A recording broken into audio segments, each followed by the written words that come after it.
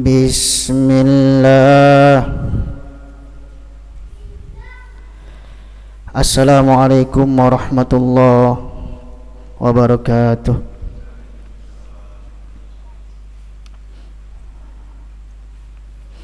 Alhamdulillah, wassalatu wassalamu ala Rasulillah wa ala alihi wa ashabihi wa man wala, wa asyhadu an la ilaha illallah wahdahu la syarika lah, wa asyhadu anna Muhammadan abduhu wa rasuluhu la nabiyya ba'dah. Amma ba'du fa inna asdaqal hadithi kitabullah wa khairal huda huda Muhammadin sallallahu alaihi wa ala alihi wa sahbihi wa sallam, wa syarral umuri muhdatsatuha fa inna kulla muhdatsatin fi dinillahi bid'ah wa kulla bid'atin dhalalah wa kulla dhalalatin finnar. Ikhwatal iman, azzani wa azzakumullah. Saudaraku sekalian, jamaah salat maghrib Masjid Al-Muhajirin wal Ansar, yang semoga senantiasa kita dimuliakan oleh Allah Subhanahu wa ta'ala.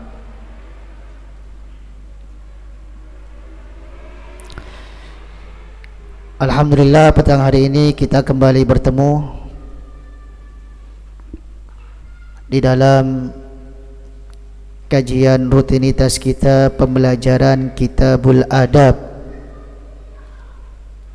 kitab tentang adab-adab Islamiyah yang kita ambil melalui karya tulis Al-Imam Abu Abdillah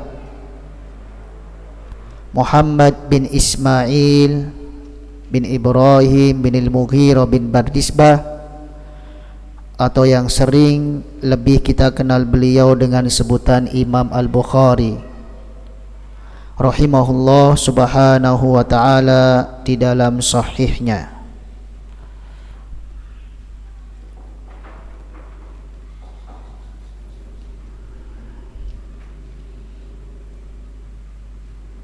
Marilah kita perhatikan bersama-sama kelanjutan dari apa yang sudah kita pelajari di dalam pertemuan sebelum ini.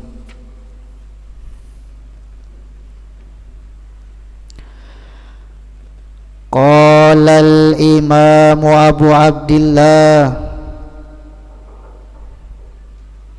Muhammad bin Ismail bin Ibrahim bin Al-Mughirah bin Bardisbah Al-Bukhari rahimahullahu subhanahu wa ta'ala telah berkata sang penulis, yaitu Imam Abu Abdillah yang bernama Muhammad bin Ismail bin Ibrahim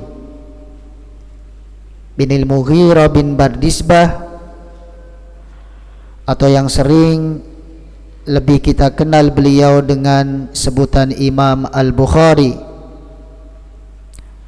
Semoga Allah Subhanahu wa ta'ala senantiasa merahmati beliau.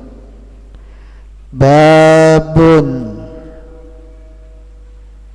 bab ma yunha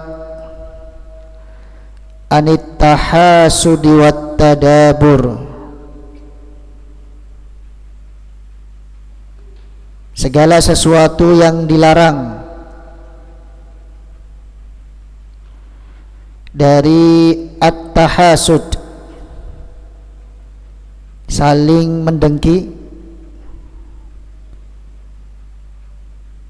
wat-tadabur, dan saling menjauhi, membelakangi. Ayyuhal ikhwah azani wa azzakumullah, jamaah salat maghrib Masjid Al-Muhajirin wal Ansar yang dimuliakan oleh Allah Subhanahu wa taala, sungguh begitu penting untuk kita bersama memperhatikan bab yang akan kita pelajari ini, karena agama Allah Subhanahu wa taala semenjak dibawa oleh Rasulullah sallallahu alaihi wa ala alihi washabbihi wasallam ke kita, selalu menyeru umatnya untuk senantiasa menjaga ukhuwah Islamiyah, persaudaraan sesama muslim, sesama mukmin. Rasulullah sallallahu alaihi wa ala alihi washabbihi wasallam juga senantiasa menutup segala pintu yang mengakibatkan antar kaum muslim terjadi suatu pertengkaran, terjadi suatu keributan, sehingga ketegangan di antara mereka.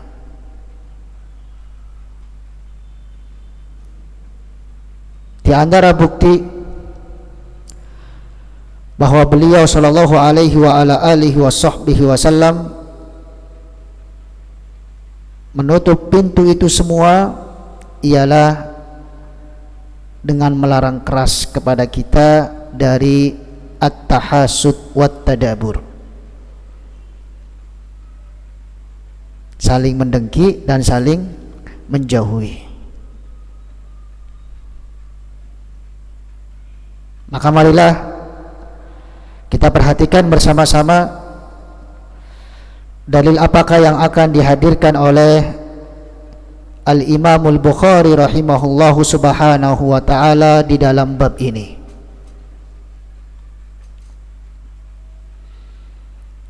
Qala rahimahullah,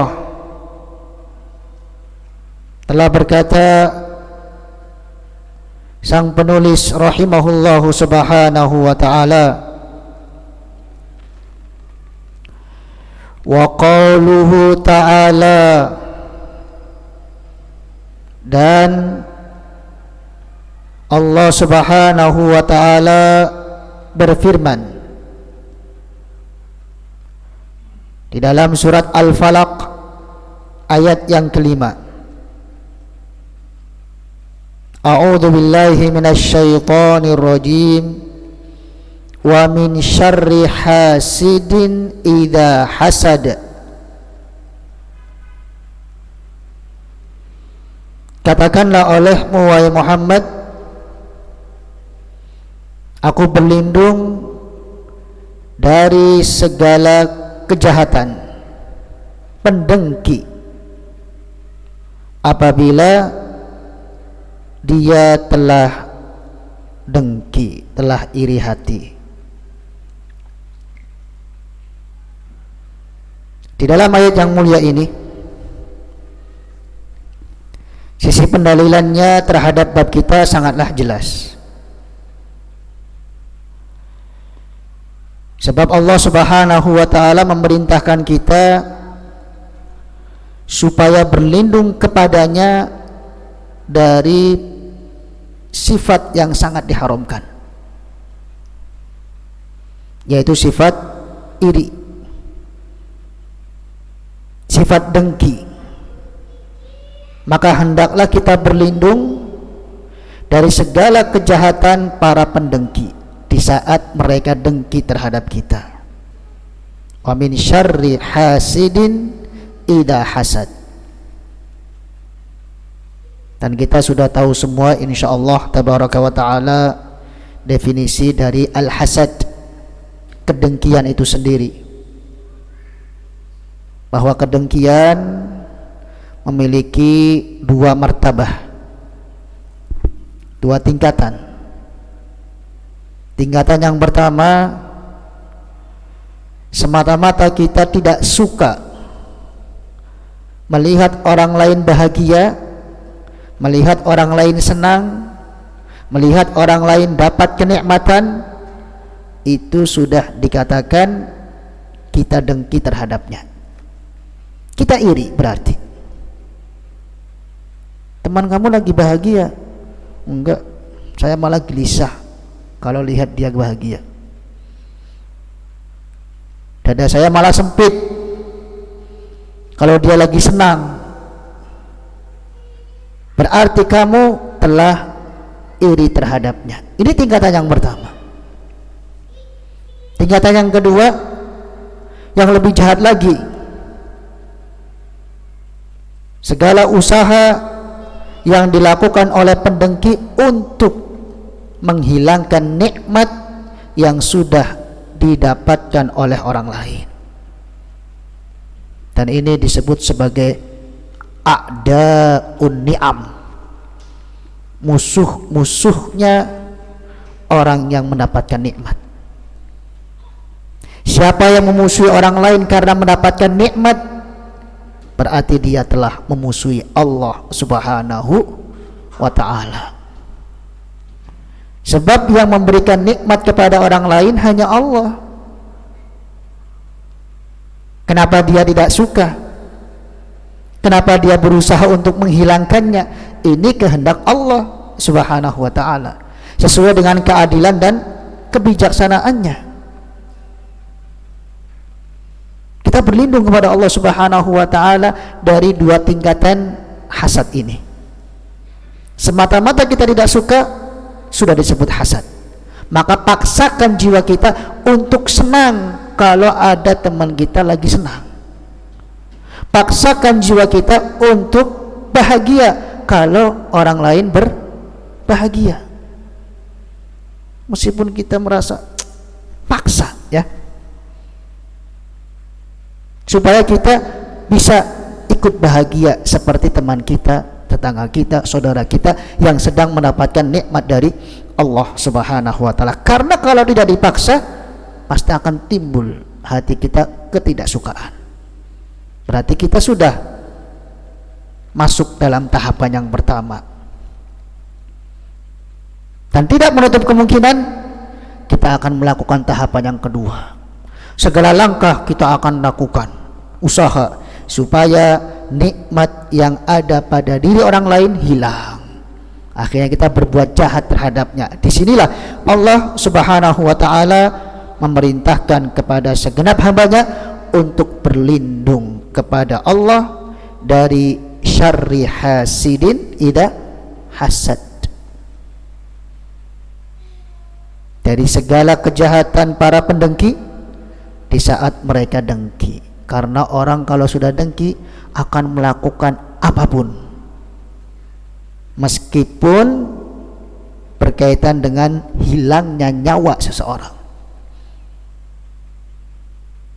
meskipun harus menghabisi nyawanya, membunuhnya. Nggak jadi soal, yang penting dia puas, ya,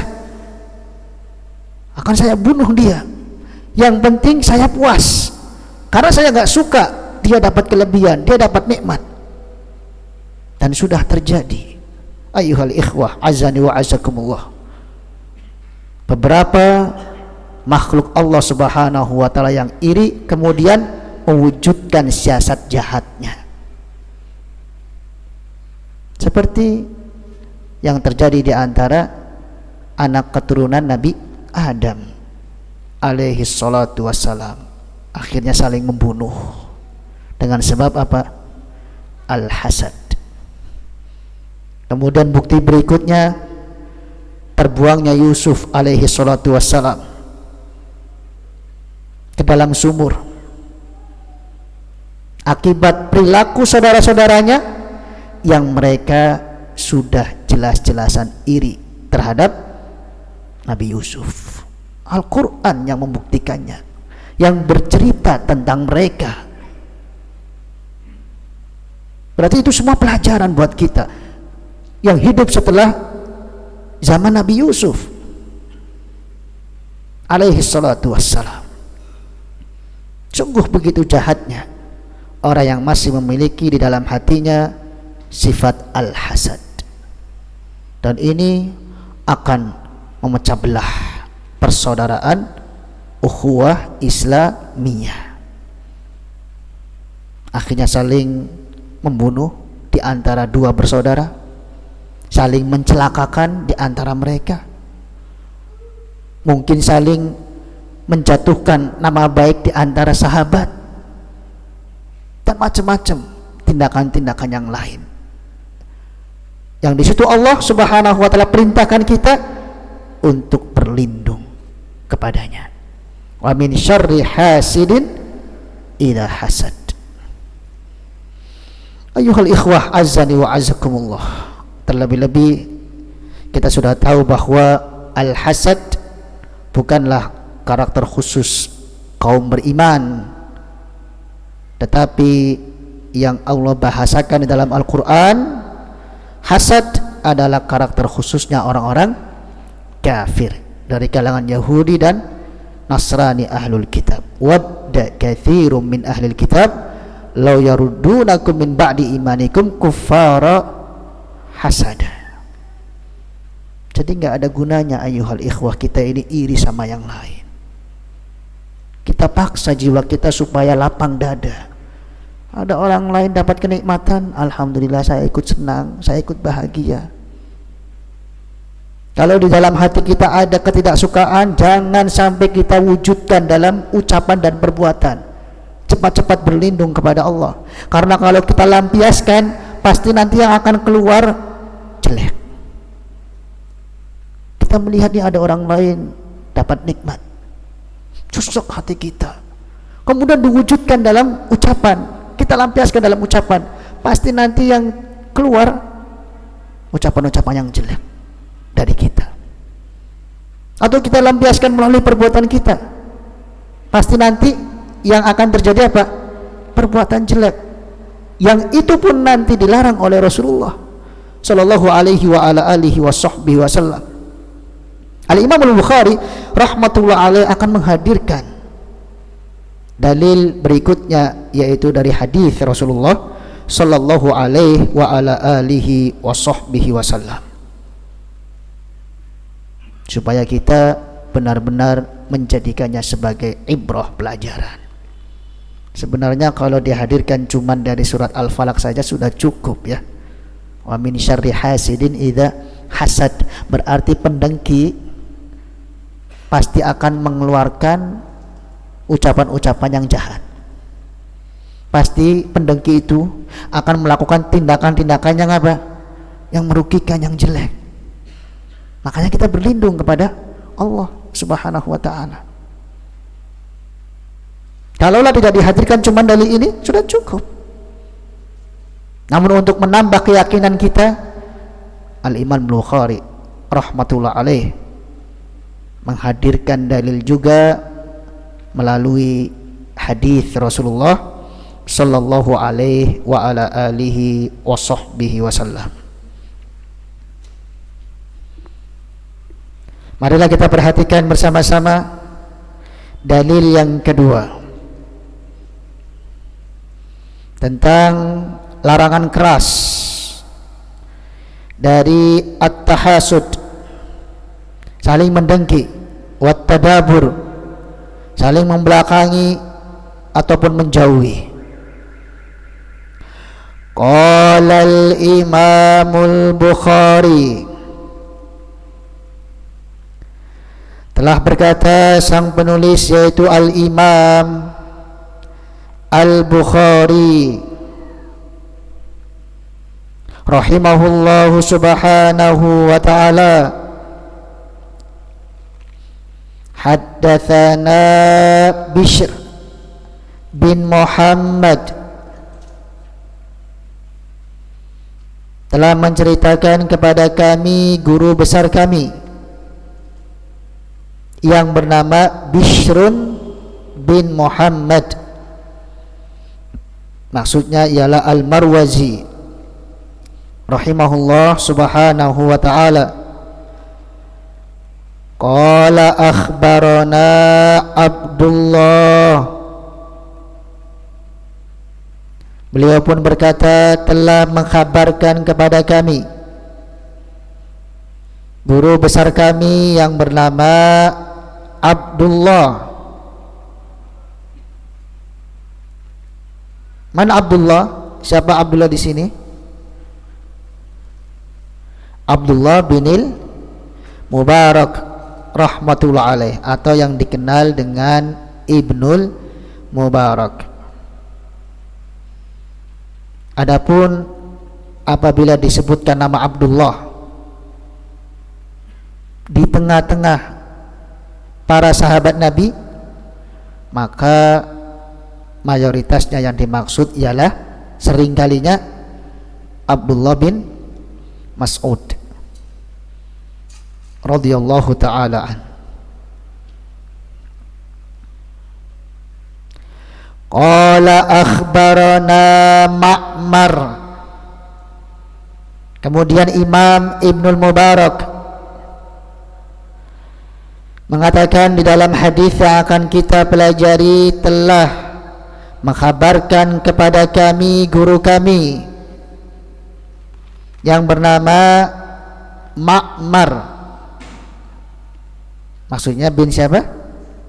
Kalau Ma'mar sering ya kita pelajari hadisnya.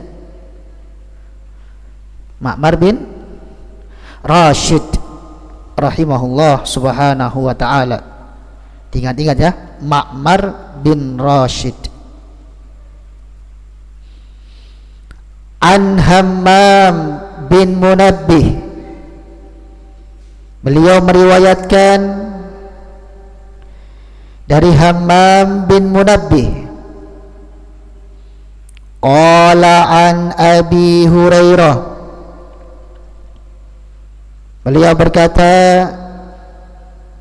dari sahabat Nabi yang terkenal dengan sebutan Abu Hurairah. Nah, kalau sahabat Nabi ini tidak boleh kita lupa namanya siapa. Siapa yang mau menghadirkan nama sahabat Nabi Abu Hurairah? Siapa?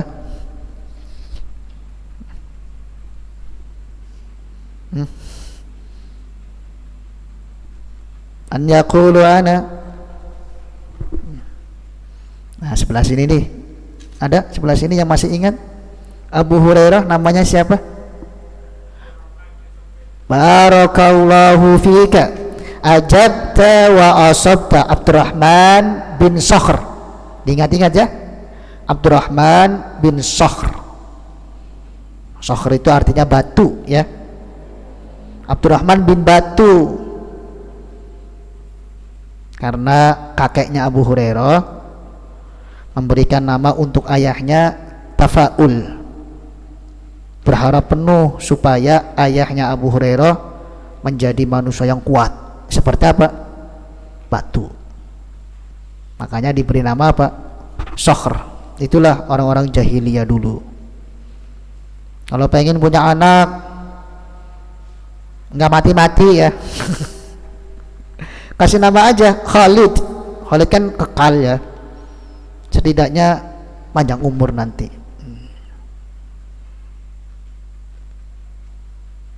Begitu datang agama Islam, maka keyakinan-keyakinan seperti ini dibantah. Nggak boleh kita berharap penuh dengan sebuah nama. Apalah arti sebuah nama yang akan merubah kita dari jelek menjadi baik, dari lemah menjadi kuat? Hanyalah Allah. Kemudian kemauan kita ya, keinginan kita. Nah, orang udah dirubah namanya misalkan, tetapi dia nggak mau berusaha baik, walaupun namanya soleh nggak akan jadi baik orangnya. Tadinya namanya Andi misalkan ya, kemudian udah diganti biar jadi baik, apa, soleh, langsung selamatan, bikin nasi tumpeng, dikumpulkan masyarakatnya. Bapak-bapak, ibu-ibu, nanti setelah ini panggil anak saya soleh ya, jangan Andi lagi. Ternyata anaknya nggak mau berusaha ya, orang tuanya pun nggak mau mengingatkan, masih bandel, masih sering keluyuran ke sana kemari gak jelas. Mungkin sepekan 2 pekan tetangga-tetangganya, masyarakatnya manggilnya soleh ya, tapi lama-kelamaannya balik lagi ke nama awal. Jadi kita kalau ingin berubah, perbanyakilah doa, kemudian iringi dengan kemauan kita supaya kita berubah menjadi lebih baik. Tanamkan sama anak-anak kita supaya mereka mencintai kebaikan, tinggalkan kebiasaan-kebiasaan buruknya. Tidak seperti keadaan orang-orang jahiliyah yang terlalu berharap penuh dengan sebuah nama. Itu anak kamu sakit terus ya, coba deh ganti nama, itu nama yang naas itu, ganti nama akhirnya. Tapi kadang-kadang setelah ganti nama, iya nggak sakit-sakit, itu cobaan ya dari Allah Subhanahu wa Ta'ala, bukan karena namanya, tapi Allah akan semakin menguji apakah dia terlalu berharap dengan nama, melupakan Allah, atau bagaimana. Ikhwatal iman azzani wa azakumullah, hendaklah seorang muslim menjaga akidahnya dari segala sesuatu yang dapat merusak, demikian juga segala sesuatu yang dapat mengurangi kualitas akidah dan tauhidnya, apakah berupa perkara syirik, kufur, khurafat, tatayyur, dan yang semisalnya. Qala anin nabi, kemudian sahabat Nabi Abu Hurairah radhiyallahu taala an berkata di dalam hadis yang akan kita pelajari dari Nabi Muhammad sallallahu alaihi wa ala alihi wa sahbihi wa sallam, qala, beliau pernah bersabda, iyyakum wadh-dhanna, hati-hatilah oleh kalian dari adh-dhann, prasangka buruk. Fa inna adh-dhanna akdzabul hadits, karena prasangka buruk itu sedusta-dustanya ucapan. Wala tahassasu, dan janganlah kalian mencari-cari kesalahan orang lain. Wala tajassasu, dan janganlah kalian memata-matainya. Wala tahasadu, dan janganlah kalian saling mendengki. Wala tabaghadu, dan janganlah kalian saling membenci. Wala tadabaru, saling membelakangi, menjauhi. Wa kunu ibadallahi ikhwana, dan hendaklah kalian menjadi hamba-hamba Allah Subhanahu wa ta'ala yang bersaudara. Matan hadis sampai di sini yang disebutkan oleh Imam Al-Bukhari rahimahullah subhanahu wa ta'ala. Ikhwatal iman azzani wa azzakumullah, saudaraku sekalian, jamaah salat maghrib Masjid Al-Muhajirin wal Ansar yang dimuliakan oleh Allah Subhanahu wa ta'ala. Hadis yang mulia ini, sisi pendalilan terhadap bab kita juga sangat tepat, karena bab kita dilarangnya saling mendengki dan membelakangi. Maka Rasulullah di dalam hadis ini pun bersabda dengan kalimat wala tahasadu, dan janganlah kalian saling mendengki. wala tadabaru, janganlah kalian saling menjauhi. Ada beberapa dosa besar yang Rasulullah larang dalam hadis ini. Sekaligus beliau hendak menjelaskan bahwa agama Allah Subhanahu wa taala selalu menyeru kepada ukhuwah Islamiyah dan selalu menutup pintu-pintu yang mengakibatkan kita gampang ribut, yang mengakibatkan kita gampang bertengkar. Akhirnya selalu terjadi ketegangan di antara kita. Maka Rasulullah jelaskan, di antara adab seni bergaul yang tepat dalam Islam ialah jauhi pergaulan kalian dari dosa-dosa besar seperti ini. Pertama ialah adzan, berprasangka buruk. Ini di antara adab dalam seni bergaul. Kita nggak boleh selalu suudzon terhadap yang lain. Adzan dalam hadis yang mulia ini yang dimaksud ialah at-tuhmah, memiliki keyakinan untuk menuduh orang lain dengan suatu kejelekan. Artinya prasangka buruk. Dia itu begini kok kayaknya. Disebutkan tuduhan-tuduhan jeleknya tanpa alasan yang berdasar sama sekali. Ini disebut sebagai adzan. Allah Subhanahu wa taala juga jelaskan dalam surat Al-Hujurat, ya ayyuhalladzina amanu ijtanibu katsiran minadh-dhann. Wahai orang-orang yang beriman, jauhilah oleh kalian sering berprasangka. Prasangka apa? Prasangka buruk. Jauhi. Karena prasangka buruk yang kita tunjukkan kepada yang lain adalah dosa, kata Allah Subhanahu wa taala. Hukum asal teman kita ialah kita kasih kepercayaan, selalu berhusnudzon. Bahkan ketika kita melihat teman kita yang salah pun, pertama kali kita selalu kasih uzur terlebih dahulu. Oh, mungkin barangkali dia khilaf, oh barangkali dia begini begitu. Itulah seorang mukmin. Hukum asalnya harus saling melindungi. Itu hukum asalnya. Al-mu'minuna wal mu'minat ba'duhum awliya'u ba'd, ya'muruna bil ma'ruf wa yanhauna 'anil munkar. Di dalam ayat yang mulia ini, saudaraku sekalian yang dimuliakan oleh Allah Subhanahu wa taala, kita harus perhatikan bahwa prinsip amar ma'ruf nahi munkar bisa ditegakkan